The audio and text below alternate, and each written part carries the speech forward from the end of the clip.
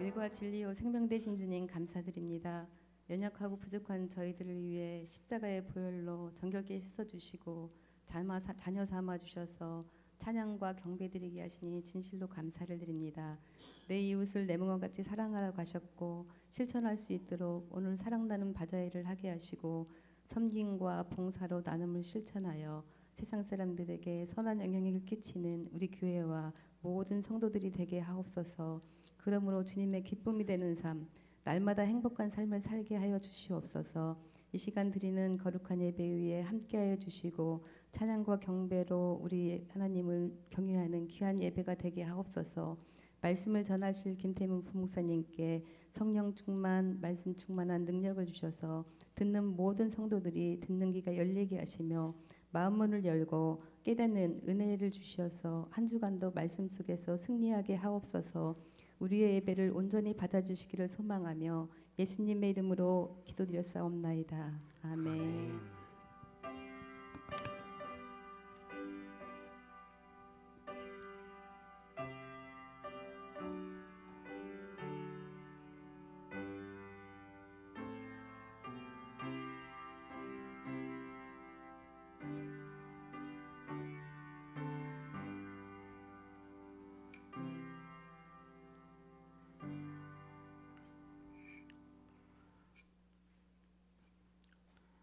오늘 하나님께서 주신 말씀은 마태복음 5장 6절에서 12절까지 말씀입니다.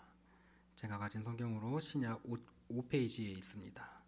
마태복음 5장 6절에서 12절 말씀, 저와 여러분의 순서로 교독하겠습니다.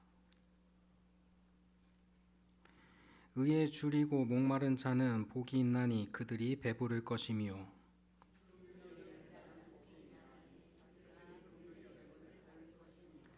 마음이 청결한 자는 복이 있나니 그들이 하나님을 볼 것이며,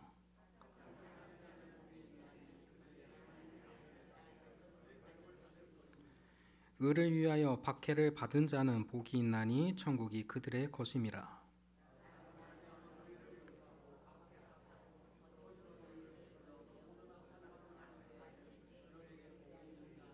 함께 읽습니다. 기뻐하고 즐거워하라. 하늘에서 너희의 상이 큼이라. 너희 전에 있던 선지자들도 이같이 박해하였느니라. 아멘. 오늘 함께 묵상한 말씀은 산상수훈이죠. 예수님께서 사람들 모아놓고 산 위에서 가르치셨다.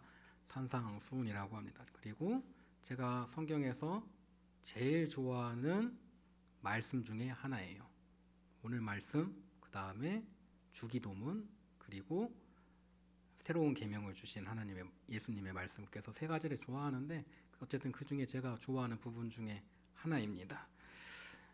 이 산상수훈을 통해서 8가지 복을 가르치셨고 우리는 이걸 팔복이라고 부릅니다. 예수님이 가르치신 팔복이 역설적 교훈이라고 하지만 이 여덟 번째 복이 약간 저에게는 색다르기 때문에 특히 이 말씀을 더 좋아해요. 오늘 말씀에 들어가기 전에 한때 제가 이제 예전에 청년부를 맡아서 이렇게 하고 성경 공부를 하고 있을 때 매 주일 아이들에게 숙제를 내줬어요. 아이들이 모이면은 얘들아 이번 주에는 무슨 뉴스가 있었니? 무슨 뉴스가 있었니? 아 어디에 불이 났대요. 아 어떤 정책이 이렇게 됐대요. 아 무슨 일이 있었대요. 그러면은 그거를 다 같이 나눠요. 그리고 제가 그 사건들을 우리는 그리스도인이 어떻게 바라봐야 될까? 2000년 전에 있는 성경책을 어떻게 우리 삶으로 녹여낼 수 있을까? 여기에 대해서 이 성경 말씀이 좀 잘 어울리는 것 같아 하면서 이렇게 알려줘요. 그리고 나서 함께 기도하고 그런 모임을 몇 년간 쭉 했었어요. 그때 아이들이 참 그걸 좋아하는 그런 걸 활동을 참 좋아했어요. 교회가 2000년 전에 있던 사람들한테 주어진 말씀이 아니라 지금 나에게 주어지는 말씀 같다는 거예요. 최근에 무슨 일이 있었습니까? 무슨 꼭지가 있을까요?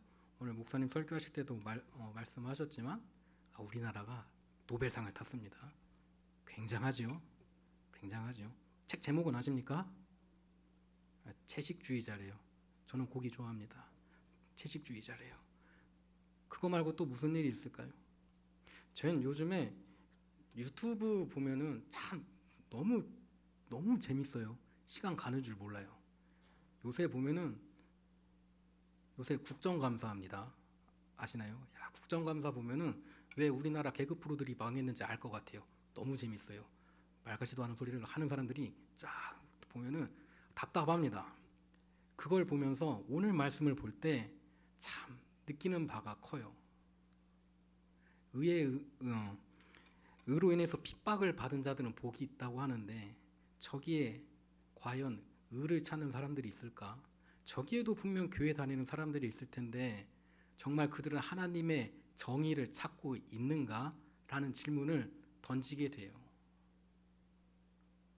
한 교회의 집사, 한 교회의 권사, 한 교회의 장로, 한 교회의 목사가 되어서 그런 자리에 나와서 얼마나 하나님께서 기뻐하실 만한 이야기를 하는가라는 거예요. 참 이번에 보면은 거기에 보면 목사님도 나왔고요. 뭐 그중에 장로님도 있을 것이고, 그중에 집사님도 있을 것이고, 그중에 뭐 권사님도 있을 것이고. 그런데 참 보면은 그렇게 어떻게 사람이 저렇게 이야기할 수 있을까? 어떻게 얼굴에 철판을 딱 깔고 저런 이야기를 할 수 있을까? 가만히 앉아서 집에서 그런 모습을 보고 있노라면 현 시대가 TV 개그 프로그램보다 더 웃겨 보여요. 과연 이 땅에 희망이 있는가? 희망이 있을 것인가? 소망이 있는가? 과연 나는 무엇을 하고 있는가? 고민하게 돼요. 예전에 제가 엄청 후회했던 일이 있었어요. 나라 꼬라지가 보니까 너무 마음에 안 들어요. 그래서 관심을 끊어야겠다. 보면 스트레스 받는다. 탈모 오겠다. 머리 빠지겠어. 그러면서 안 봤어요. 그랬더니 큰 사고가 나서 우리나라에서 아이들이 몇백 명이 죽어버리는 걸 보고 통렬하게 회개합니다. 통렬하게 반성했어요. 나의 무관심이 그 아이들을 죽인 것은 아닌가.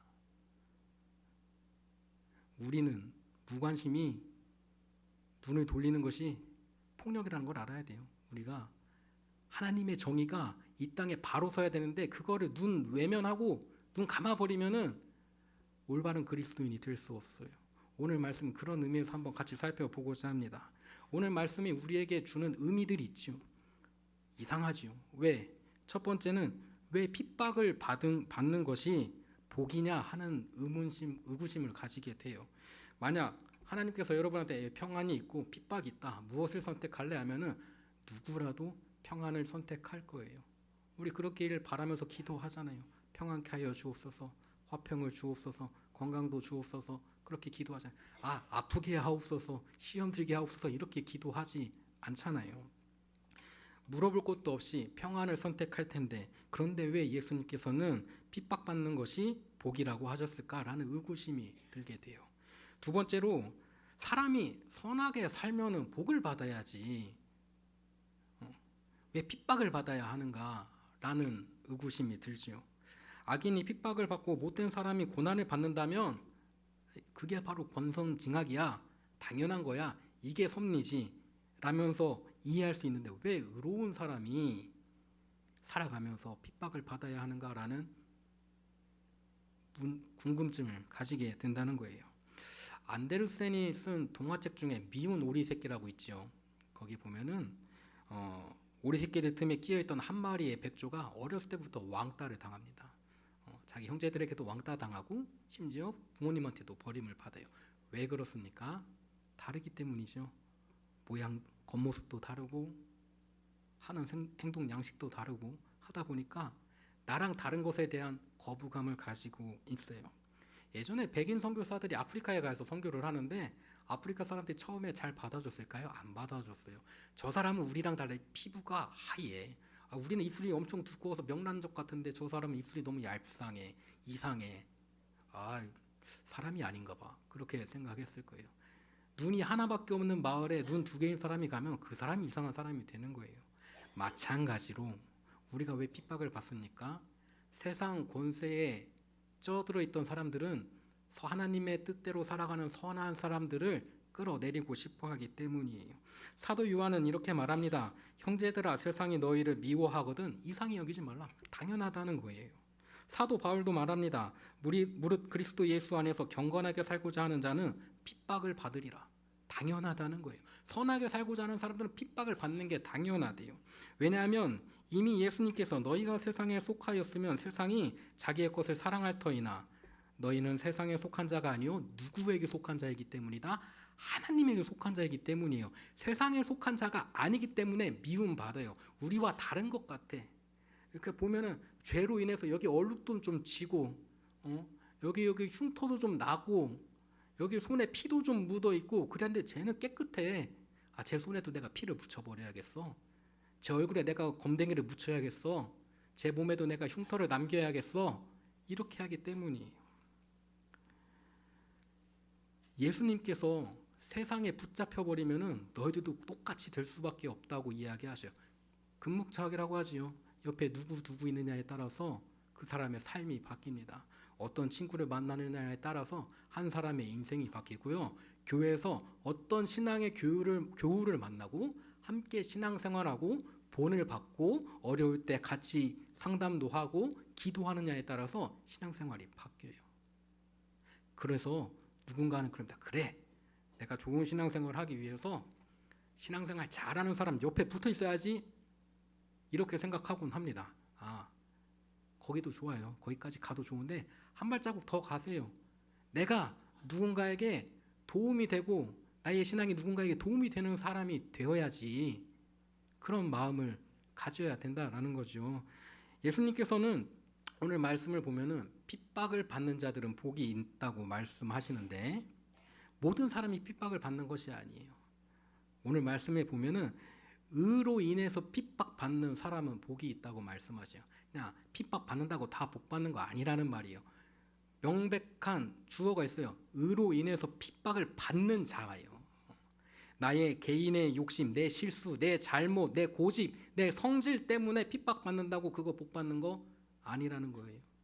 핍박받는 중에 있습니까? 고난 중에 있습니까? 그 어려움 과연 하나님께서 말씀하신 하나님의 정의에 따라서 내가 핍박받고 있습니까? 혹시 내 고집 때문 아니에요?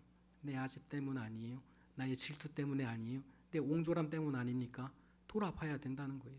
돌아봐야 돼요. 주님은 베드로를 통해서 죄가 있어 매를 맞고 참으면 무슨 칭찬이 있겠느냐? 오직 선을 택해서 고난을 받는 자에게 하나님께서 아름답다 칭함을 받는다고 이야기합니다. 선하게 살아가면서 의로 인해서 핍박을 받아야 그로 인한 복이 있다고 오늘 성경 말씀은 기록하고 있어요. 어느 한 그리스도인이 교회를 다니는데 교회에 와서 생활하고 기도원도 하고 자신의 자녀와 남편을 잘 돌봐야 되는데 교회만 간다고 가족을 돌보지 않아요. 밥도 안 차려줘. 빨래도 안 해. 집이 돼지우리야. 그래서 집에 갔더니 이제 남편이 화가 나가지고 막 말싸움을 했을 거 아니에요. 몇 년이 지납니다. 3년 4년 지나다가 이제 남편이 화가 난다고 옆에 있는 물건 딱 갖다가 던졌어요. 눈에 딱 맞았네. 눈에 멍이 빡 들었더니 아, 이 고난이 십자가의 무한 영광일세 이러면서 노래 불러요.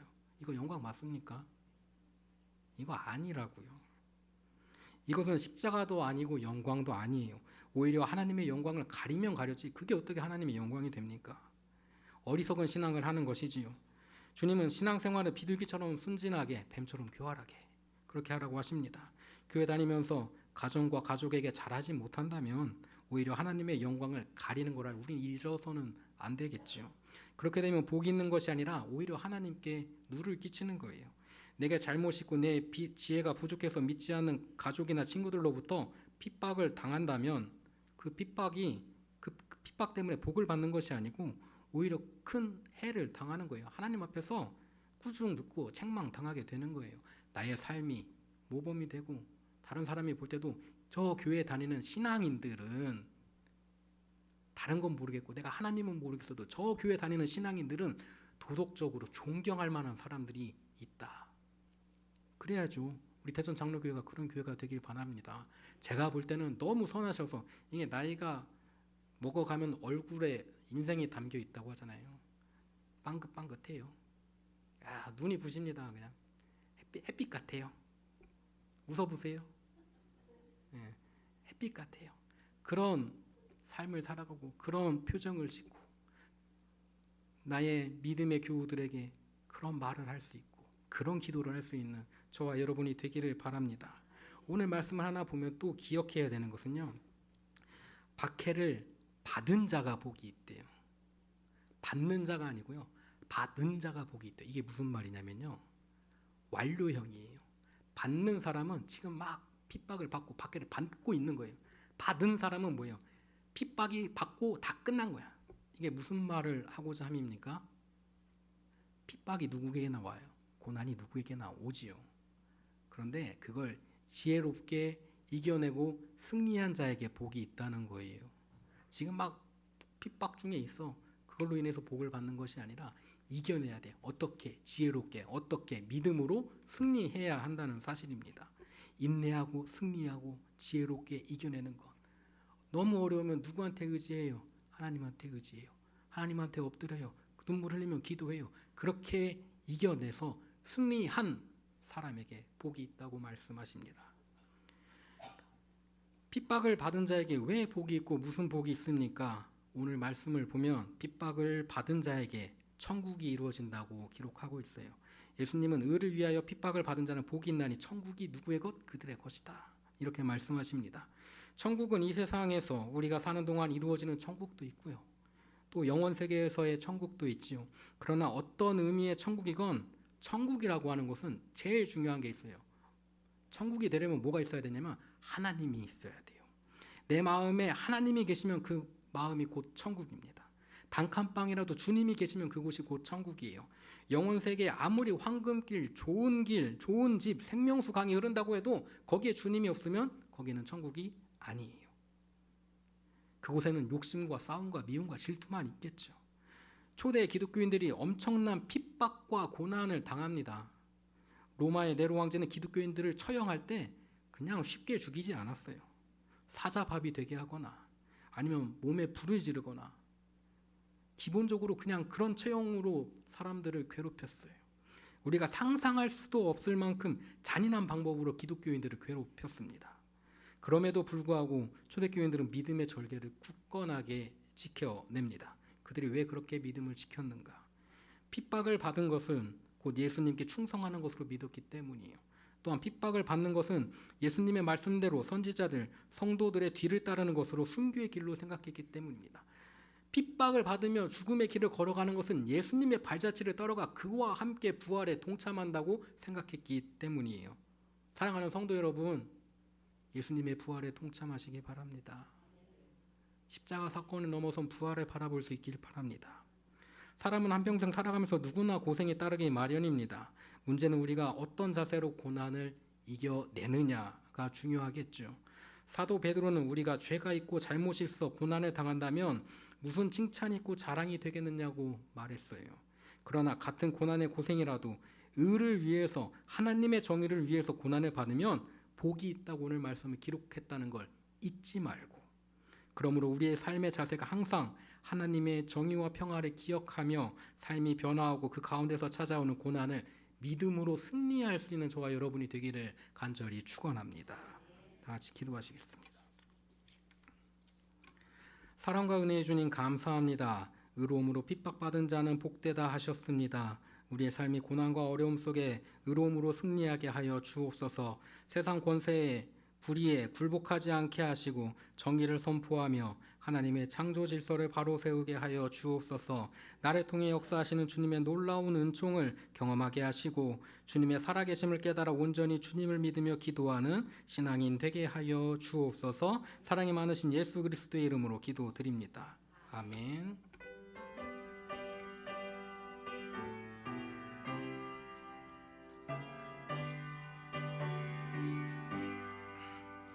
온 세상 위하여 나 복음 전하리. 만 백성 모두 나와서 주 말씀 들으라.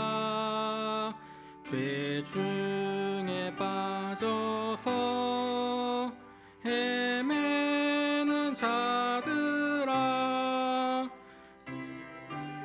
내 음성 듣고서 너 구원받으라. 전하고 기도해 매일 증인 되리라. 세상 모든 사람 다 듣고 그 사랑 알도록 온 세상 위하여 이 복음 전하리. 저 죄인에게 하고서 주 예수 믿으라. 이 세상 구하려 주 돌아가신 거 나 증거하지 않으면 그 사랑 모르리. 전하고 기도해 매일 증인 되리라. 세상 모든 사람 다 듣고 그 사랑 알도록 온 세상 위하여 주 은혜 임하니. 주 예수 이름 힘입어 이 복음 전하자. 먼 곳에 나가서 전하지 못해도 나 어느 곳에 있든지 늘 기도 힘쓰리. 전하고 기도해 매일 증인 되리라. 세상 모든 사람 다 듣고 그 사랑 알도록. 교회 소식 전합니다. 오늘 하루 바자회를 위해서 수고해 주신 분들 감사합니다. 또한 그 수익을 통해서 또한 어려운데 도움이 필요한데 도움이 되도록 기도해 주시고 항상 관심 가져주시고 기도해 주시면 참 좋겠습니다. 다음 주 3부 예배 후에는 구역 인도자 교육이 있습니다. 확인하셔서 참석해 주실 수 있길 바랍니다. 다음 주일 오후 4시에 오후 예배 끝나고 오후 4시에 당회가 당회실에서 있습니다. 우리 장로님들을 위해서 목사님을 위해서 기도해 주시기 바랍니다. 이외의 광고는 주보를 참고해 주시기 바랍니다. 제가 기도하고 축도하겠습니다.